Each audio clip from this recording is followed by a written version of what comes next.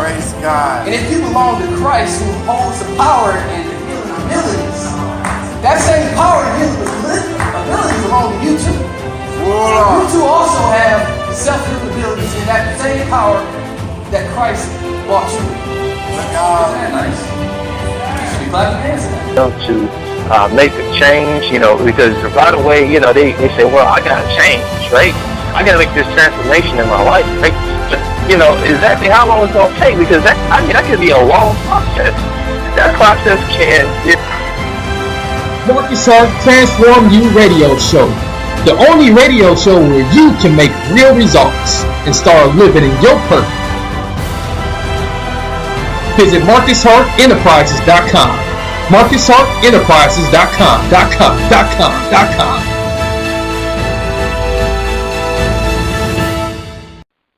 Hello, my people. And I just noticed I was still muted. Talk about imperfections. Talk about total imperfections here.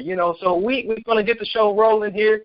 Those who are on Periscope, you saw me, you saw me speaking, but those who were on the radio couldn't hear me, and that's very embarrassing. Okay, but now that we are recording officially, and now that I'm officially able to be heard by everyone, let me just welcome you once again to the Transform You live show. And I'm telling you, we are in for a treat today. We are on show number 2 of the day for Free Yourself Fridays. That's right, Free Yourself Fridays. And that's all about, right?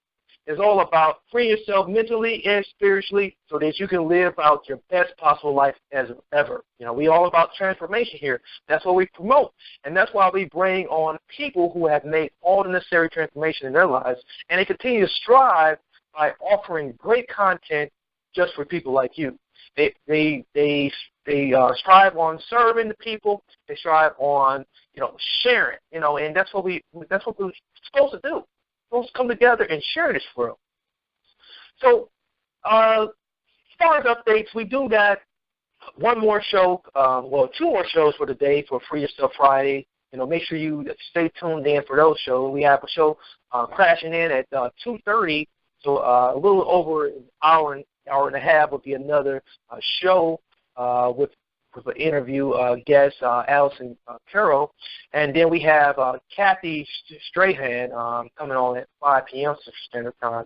So make sure you stay tuned in. This is Free Yourself Friday, and we're going to make sure that we deliver all the necessary content, all the necessary wisdom and great stuff and treats so that you can begin to have an awesome weekend, and the best part about Free Yourself Friday is that it's totally free to be tuned in live. Can I get a hey now for free stuff?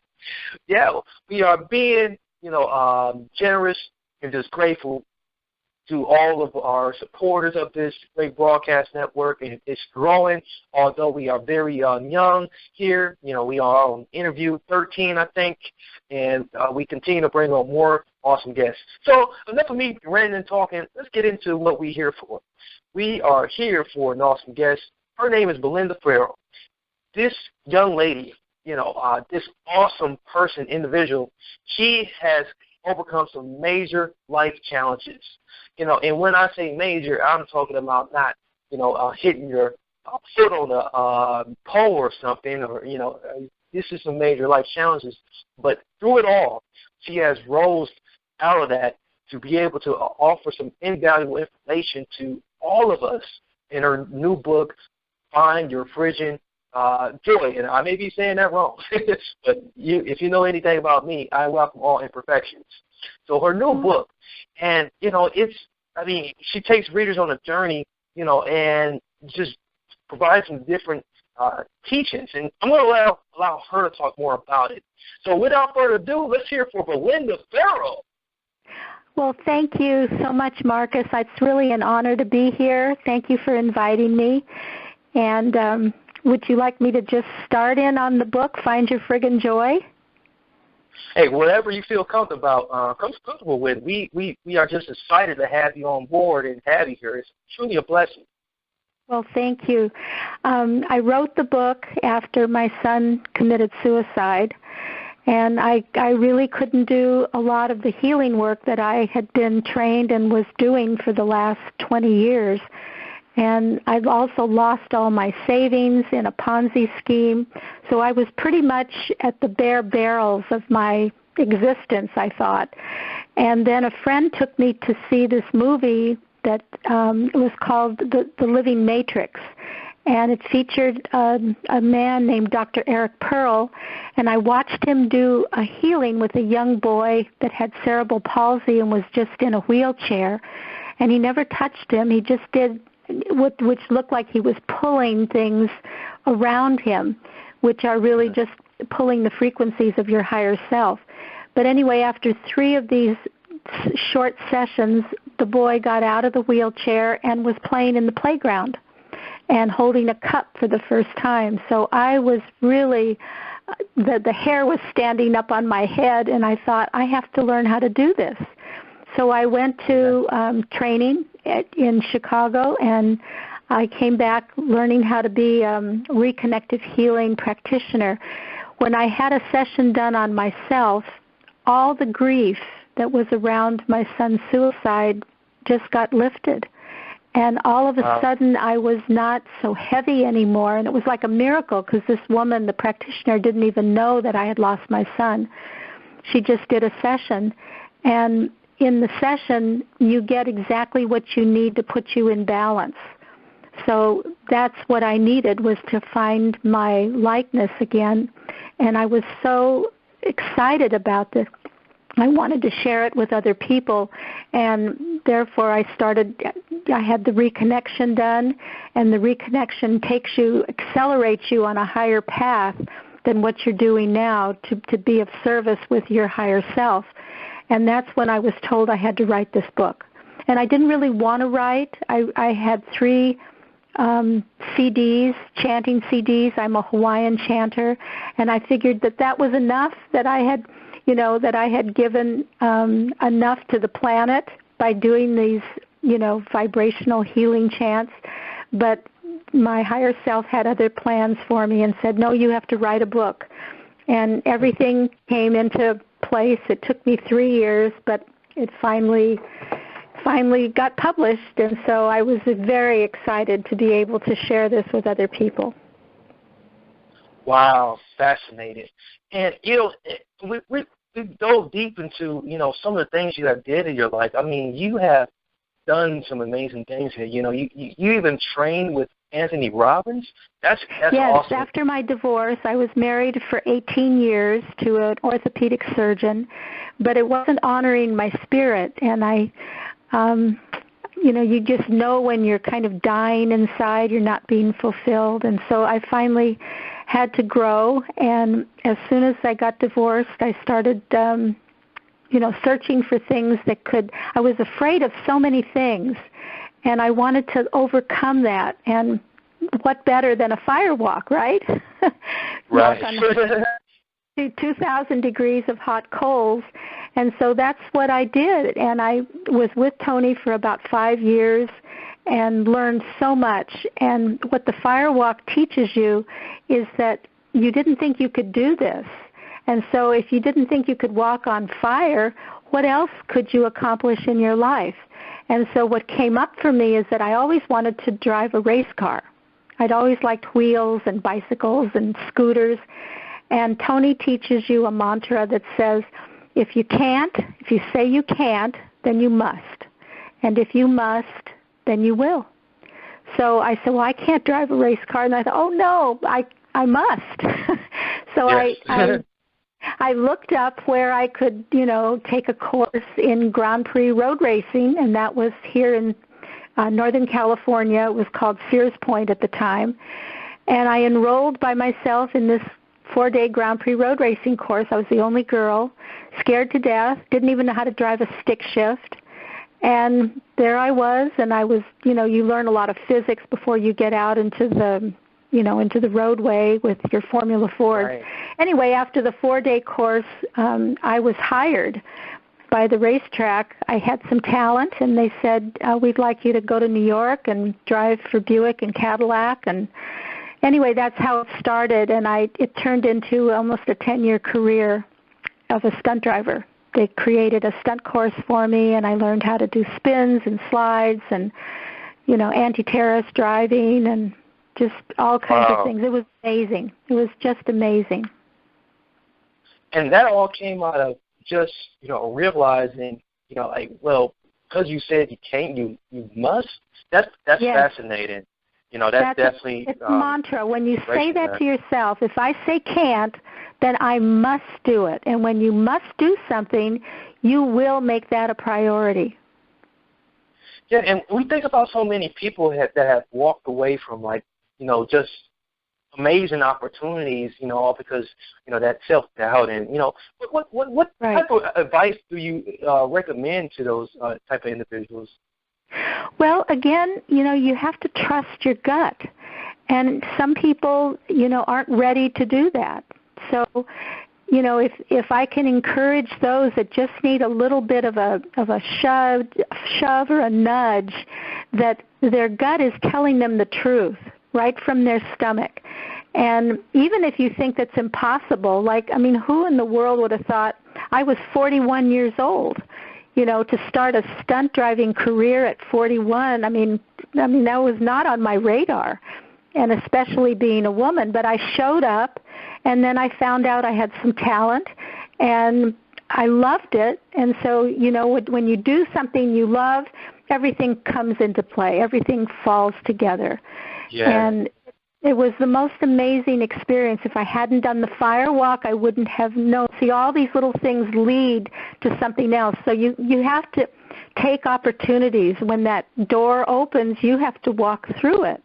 If you don't, you'll regret it, and then you'll get to the end of your life and say, God, if I'd only done that, if I'd only, fear is just false evidence that appears real. There is no fear. It's just people that have fearful thoughts based on the past.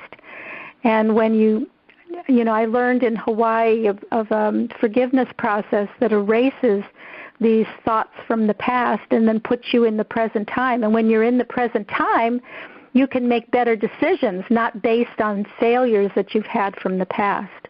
That's what the book is about, is to show you the recipe of how you can conquer that and erase the perceptions, the way you're looking at things, so that you can be, connected to what your higher self is really meaning for you to do. Well, this book sounds amazing. It's definitely going to have to be a book I get my hands on. I'm definitely adding it to my list. And then I'm just hearing you just, talk about these amazing things, firewalking and then, stunt driving. Wow. And has there any, at a time in your life, at any point where someone tried to tell you, oh, Belinda, you need to slow down. You're doing too much. Well, my body told me to slow down, and I wouldn't listen to it. And, I was kind of an adrenaline junkie.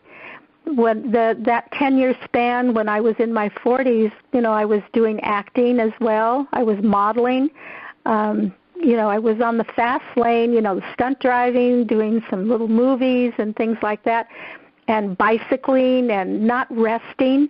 And I was starting to get pains in my side of my hip and in my back, and then I collapsed. I literally collapsed. My legs would not support me any longer, and I had an MRI. It showed that I had spinal nerve damage. The doctor said I wouldn't walk again unless I'd had surgery. And I had been learning all these ancient Hawaiian healing techniques, and I thought, I've really got to see if this works.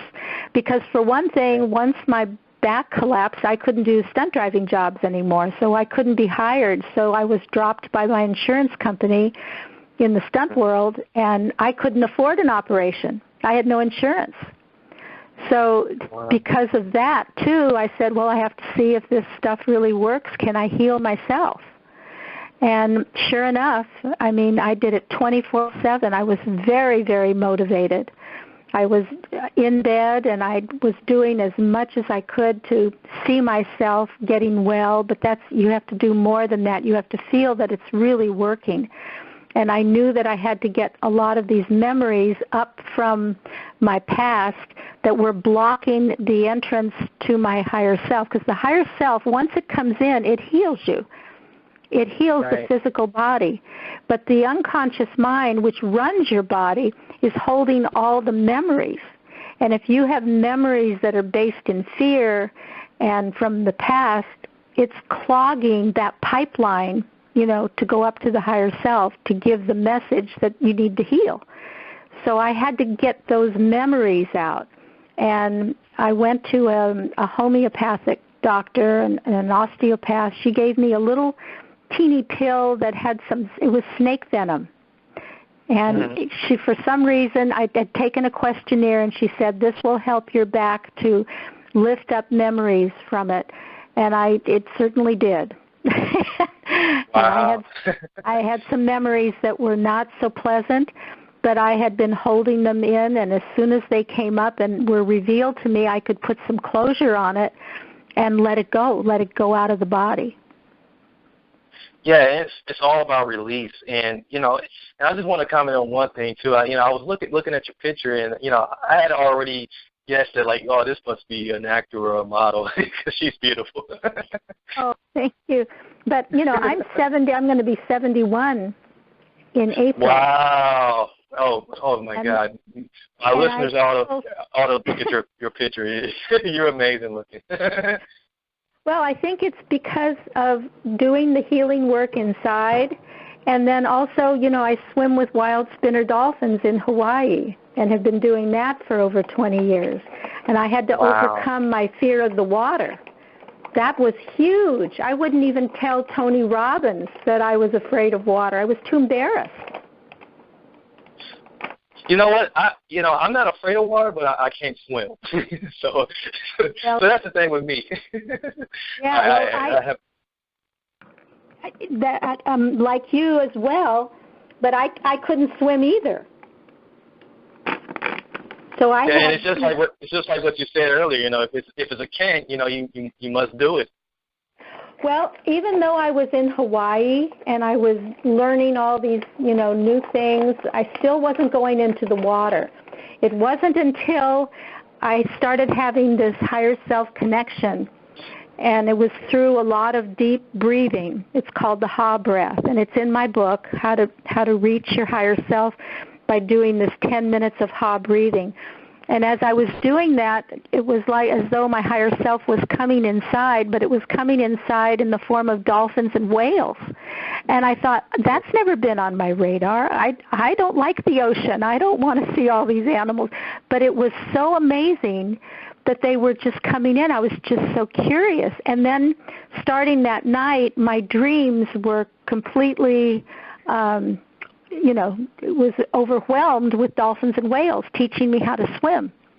And I would wake up in the morning and I'd have this desire to go out and to be with them. But I thought, I want to be with them, but I'm afraid of the water. I want to be with them, but I'm afraid of the water. With this push-pull thing. So finally I had to conquer my fear and get somebody to take me out there, and I had to overcome that fear to get out there and to be with the dolphins. And as soon as I did, it was like magic. I'm sorry. No.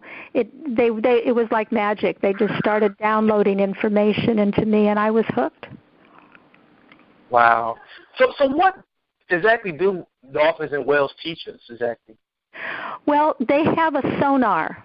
The dolphins especially are a vibrational divine being. They translate to one another through clicks and sonar and chirps, and it changes our frequency. We go into the water and we may have a song that they see of us, and it's full of depression and sadness and failure and all these yada, yada, yada moments that we're carrying with us. That's our frequency. And they want to upgrade you.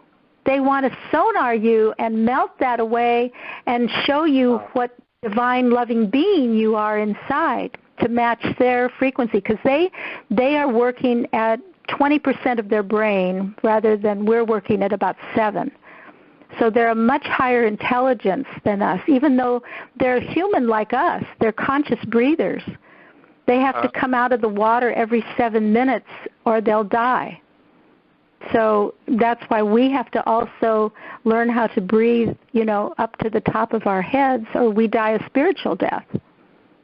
So when they sonar you, it's as though you can't access that angst and that, that sadness or that failure or that anger. It seems to melt away in the water, and all that's left is your ability to love unconditionally. So you really it's like a drug. You just feel so good and joyful, and, you just want to play and love the person that's next to you. It's very dangerous.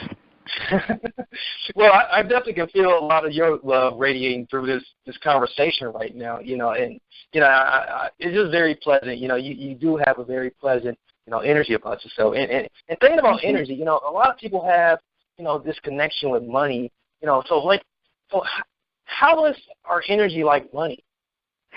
Well, I believe that you're only given so much energy a day to work with. And let's say if it's about $100 a day, you have to kind of preserve that energy to get through the day to feel good. But what if you go out and you get in your car and you start going to work and somebody, drifts in front of you and you pile on your honking horn and you just start getting really angry? You're using up your energy getting pissed off at that person. Yeah. So you've dropped your $100 down to maybe $20. Maybe you've used 80. And by the time you get to work, your boss tells you something and you don't feel right about it, and now you're in depletion. By the time you get home, all you can do is just lay down on the couch because you've been depleted of all of your money. Your energy, you need that energy inside to help heal you when you get sick. So you need to preserve that energy. So being conscious about how you're going to react to things will benefit you. Instead of having, getting pissed off and losing $80, maybe you'll just get a teens annoyed or something. You'll be more conscious of how you're responding to life around you. Does that make sense? That definitely does. That's definitely a good, metaphor of how to interpret it. I love that. Well, in that case, then, if I look back at my earlier life, I was in debt. I'm probably still trying to compensate for some of that I wasted. Well, you're learning. You have to start from somewhere. See, that's the thing is that you just forgive yourself because you're learning through life what doesn't work. And so you have to come from somewhere. So it's really a blessing that you came from that place, because then you have something to compare yourself to now. Right.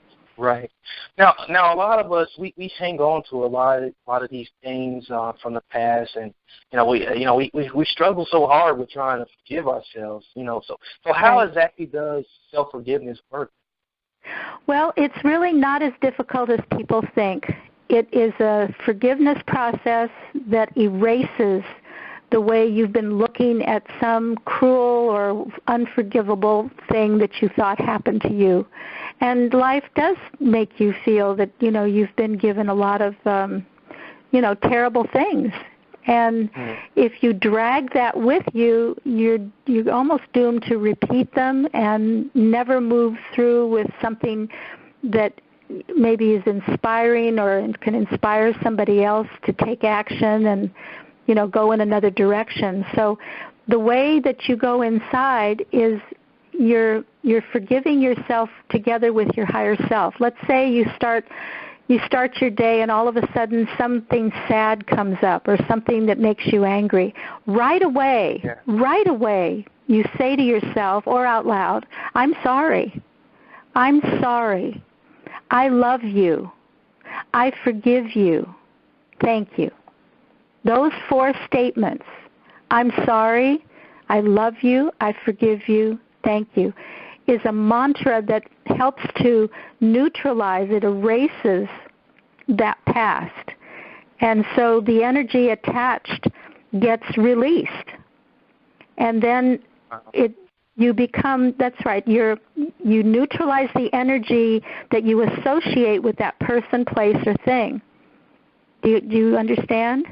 And then your higher self comes in and it fills it with light.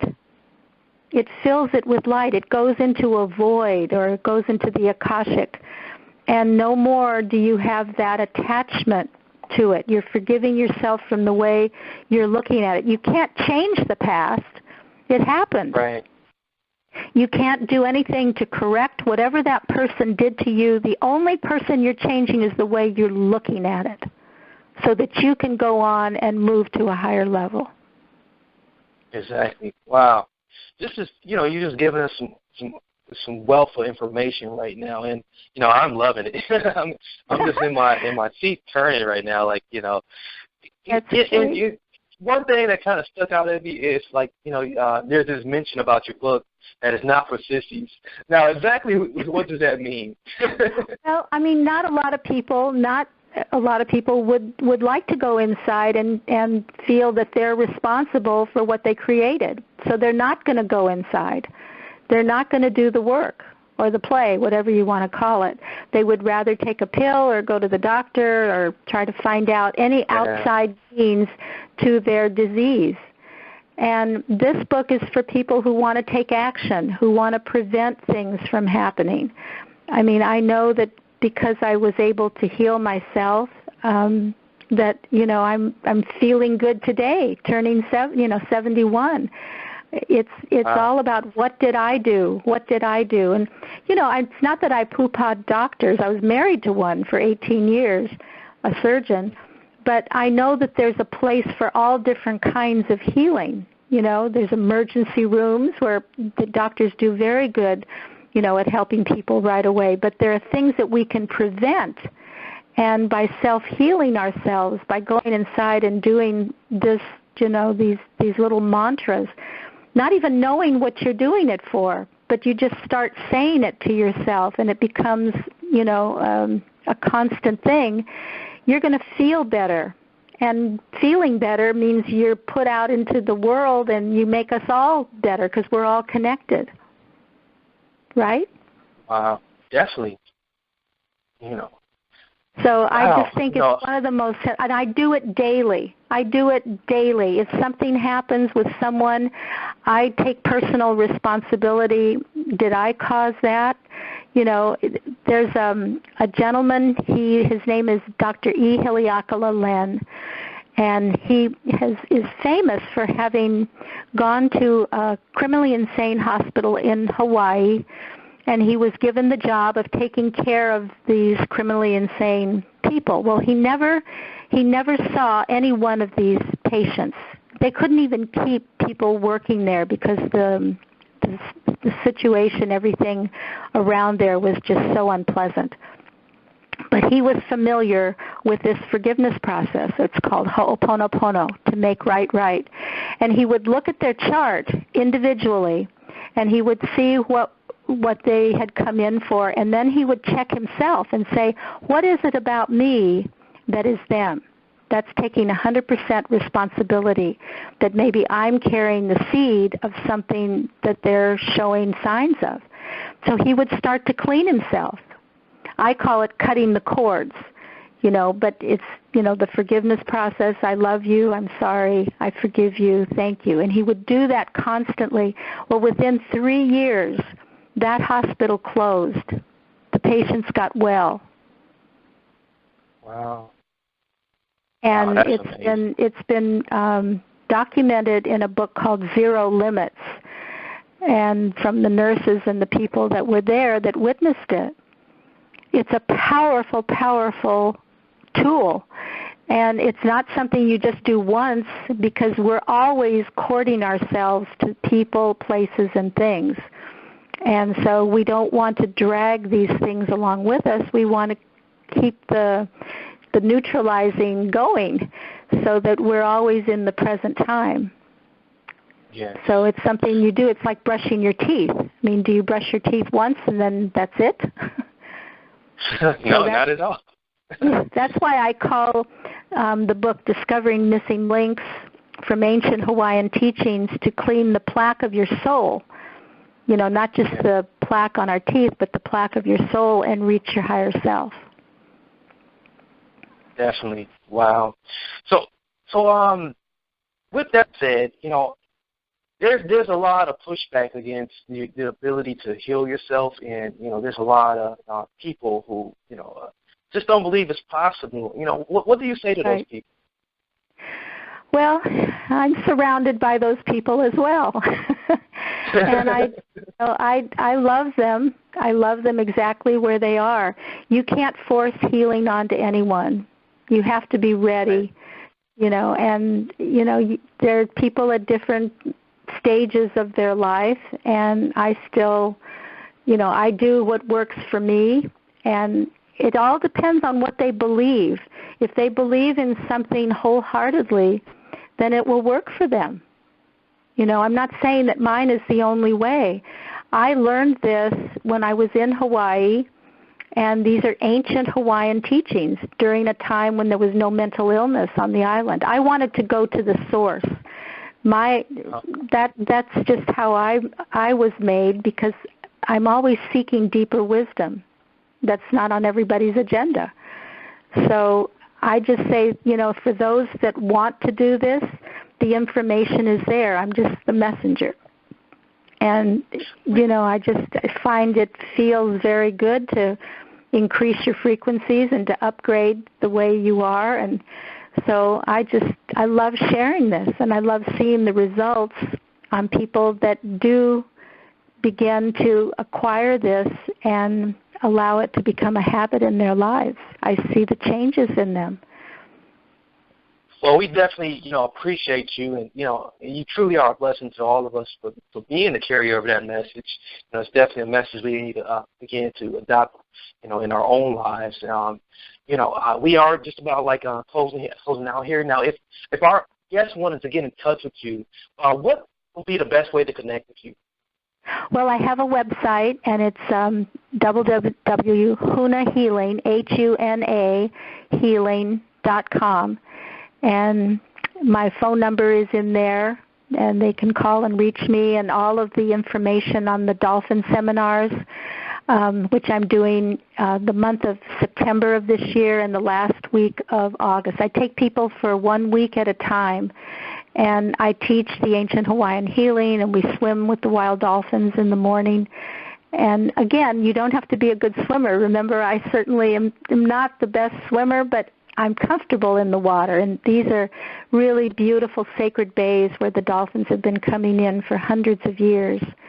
So we do some, processes to activate them to want to come and swim with us, because we go in the water and they have the desire to be attracted to us, to want to swim with us. So that's my job, is to get you to the point where you're attractive and we attract them to want to come and play.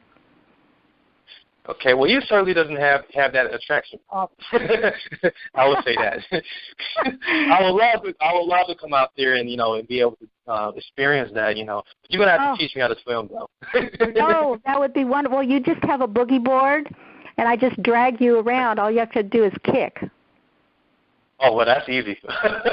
Oh, no we problem. Can do that. Okay. Yes, that would be wonderful, Marcus.